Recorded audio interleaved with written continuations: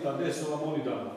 Da ovdje se pogledamo u lice pa kažu jednoga predsjednik lopov, Ljubiša lopov, kradu, ukrali, vama pričaju, vidite koliko su oni od tog vašeg puta uzeli za sebe predsjednik, ko zna koliko ima stanova, Ljubiša, svašta priča. Gdje su danas da se pogledamo oči pa da kažu oni to nama u lice.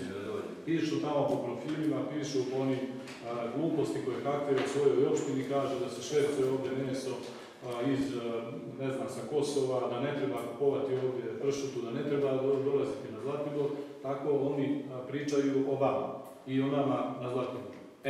Ja vam kažem da nije lako u tom i svaki čas trče u Beograd da nas prijave.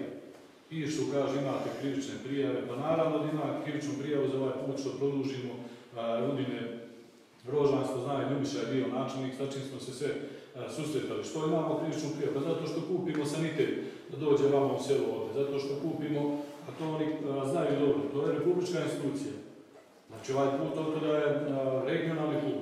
Što ste dali, kaže Ljubiša, jednim njima napravi oštetili budžet, a vi tražite da asfaltiramo i ovaj regionalni, da popravljamo, da organizujemo prevoz, a njih to ne postoji, nema znači prevoznika, samo ono u krugu dvojke i prema Užicu je prevoz. Zato što veruju u ovo što radimo. Mi nikad nigdje nismo zloupotrebili, nećemo zloupotrebiti, znači radimo u tom opštem interesu i sigurno da opština Čajetina beleži najbolje rezultate u svima.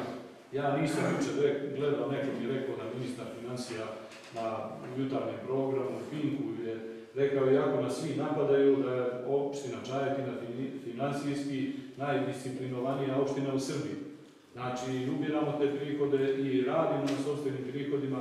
Ako naterate ministra da on to kaže koji nije naš, mi smo opozicija na republičkom nivou, ali smo istrajali i kada od njih doživite to priznanje, a naši nas ovdje kritikuju i pričaju da smo lopovi, da smo ovakvi, da smo onakvi, da smo kriminalci, svašta vi možete čuti i vama pričati tamo popodne kad dođe ili u kafani, zasedno da nekoj stvari, ali nama nikad niko od njih ne smije da kaže otvoreno ovako na skup.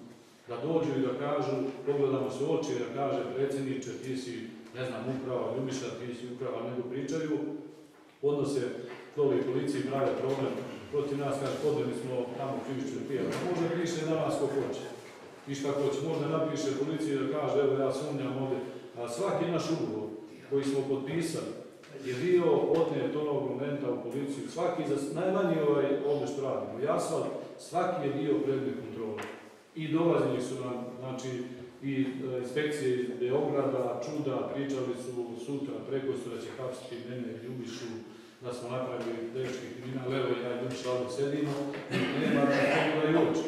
Znači, nema, nanose štetu svom mjestu, svojim investitorima, ali oni koji treba, oni znaju da smo časni i pošteni u tom odnosu prema poslu, prema vama, da taj novac koji uberemo od vas rasporedimo onako kako treba.